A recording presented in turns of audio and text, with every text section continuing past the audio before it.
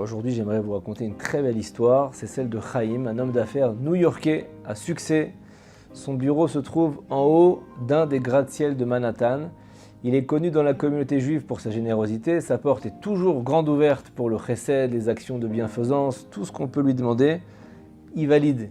Mais malgré tout, sa générosité a une limite.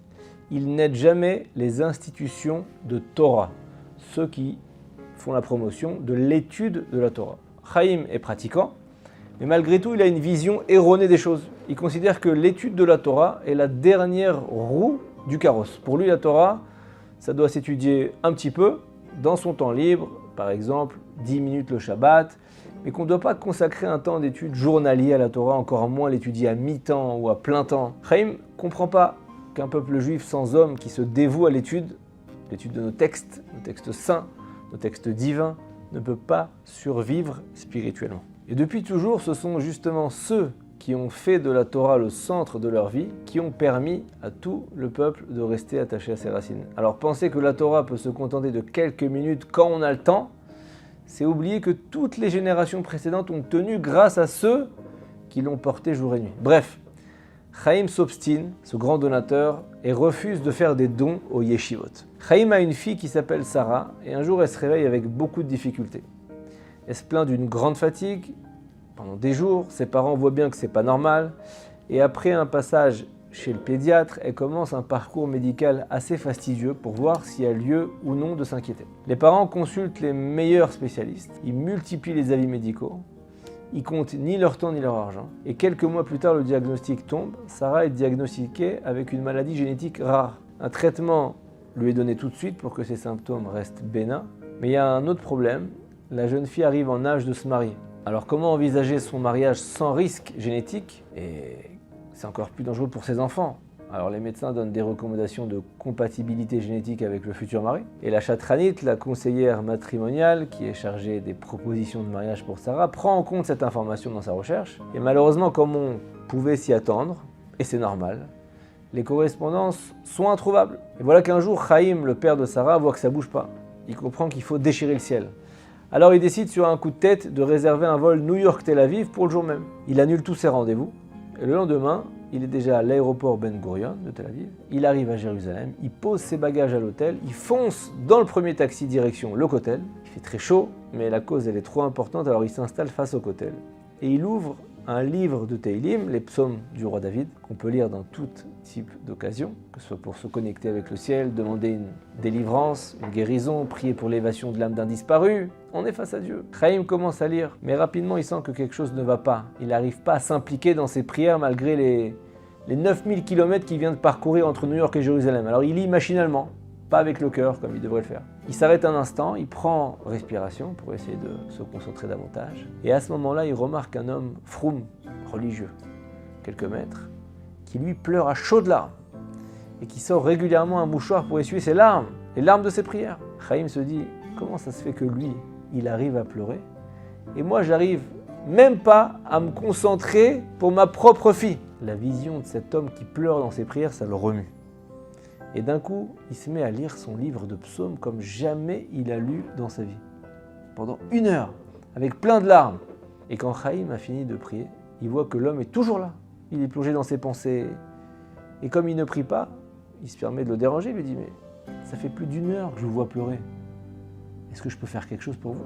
Le jeune homme lui dit, mais merci de vous soucier de moi, mais je ne pense pas que vous pouvez faire quoi que ce soit. Et l'homme lui dit, ma fille vient de trouver un shidour, un partenaire pour se marier.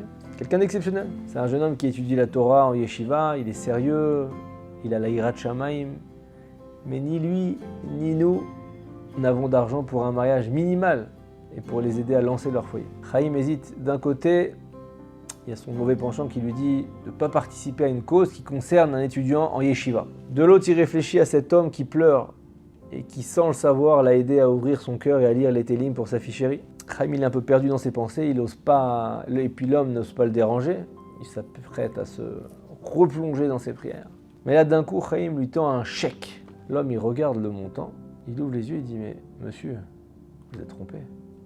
On a juste besoin d'un minimum pour le mariage, pas une somme pareille. Chaim dit, mais je ne me suis pas trompé. Au moins, ça leur fera un apport pour s'acheter une maison. L'homme est sans voix, bien sûr, il refuse. Chaim insiste. Et il finit par accepter et il bénit Chaim sans s'arrêter. Et après un moment, il lui demande s'il a besoin d'une bénédiction particulière. Chaim lui raconte son histoire et l'homme lui dit « De la même manière que tu as fait ce geste extraordinaire pour moi, Hachem va faire un chesed pour toi. Tu vas marier ta fille très bientôt et avec facilité. » Chaim répond Amen, bien entendu. Les deux hommes s'échangent leurs coordonnées et ils se quittent avec beaucoup d'émotion. Avec un chèque d'un énorme montant en poche, qu'est-ce qu'on ferait à la place de cet homme? On se dépêcherait d'aller l'encaisser. Eh bien l'homme reste au kotel, il continue à prier, cette fois pas pour lui, mais pour Chaim, le donateur. Et 3 heures plus tard, l'homme se rend enfin à la banque pour déposer le gros chèque. Il connaît bien son conseiller qui regarde le montant inscrit sur le chèque. Il ouvre grand les yeux et lui dit « Mais dis-moi, t'es tout le temps à découvert, t'as du mal à joindre les deux bouts, maintenant t'arrives avec un chèque pareil, t'as gagné au loto. » L'homme lui raconte tout, y compris l'histoire de Chaim et la pathologie de sa fille. Et là, le banquier s'arrête, il dit « Mais attends, répète-moi le nom de la maladie. » L'homme lui dit. Et le banquier dit mais mon neveu, il a aussi une maladie bénigne qui comporte des risques héréditaires. Et il cherche exactement une fille compatible génétiquement avec lui. Bien, on va vérifier. Et je vais appeler mon frère. Le banquier appelle son frère. Et le frère lui confirme que le profil de Sarah, donc la fille de Chaim, est compatible avec celui de son fils. Et sans quitter le bureau donc, du banquier, l'homme du côté appelle Chaim et il lui dit « Il y a déjà du nouveau pour ta fille ». Un quart d'heure passe, Chaim entre dans la banque. Il a un peu du mal à y croire. Bon, un chidour potentiel, un partenaire de mariage potentiel pour sa fille, qui tombe du ciel un peu quelques heures après avoir prié. Et Chaim appelle Sarah, sa fille, à New York. Et il ne faut pas longtemps pour que les deux jeunes se rencontrent. Bien sûr, si je vous raconte cette histoire, vous imaginez la suite. Ils se correspondent parfaitement. Ils partagent la même vision des choses. Et grâce à Dieu, ils se fiancent. Et voilà que la jeune fille se retrouve mariée miraculeusement, après quelques mois, à un avrech, un étudiant en Torah, au Kollel, à plein temps. Et ils vivent aujourd'hui à Jérusalem avec des enfants en bonne santé grâce à Dieu. Leur rencontre, c'est pas qu'une magnifique histoire de génétique. C'est un aboutissement voulu par Dieu de deux âmes qui étaient destinées à se rencontrer, à fonder un foyer juif basé sur l'amour et la crainte du ciel. Dans cette histoire, on nous apprend, on nous rappelle que parfois, on est prisonnier de nos fausses croyances. Ne croyez pas que le Yetzer Hara nous pousse uniquement à fauter. Il sait aussi nous enfermer dans une vision limitée des choses. Mais au moment où Chaim a accepté de briser cette barrière, participer avec une grande générosité à une mitzvah de Achnasat, qu'elle a aidé un couple à se marier, tout s'est renversé. Quand on ouvre son cœur pour construire le foyer de quelqu'un d'autre, Hachem, il ouvre des portes pour nous-mêmes. Des portes que personne ne peut ouvrir. Personne n'a les clés de qui va se marier avec qui et quand. On voit aussi la force unique d'une prière qui sort du cœur. Cet homme au kotel, il avait enfin reçu la délivrance. Il aurait pu aller encaisser son chèque. Il a continué à prier pour Chaim. Comprenons bien ici.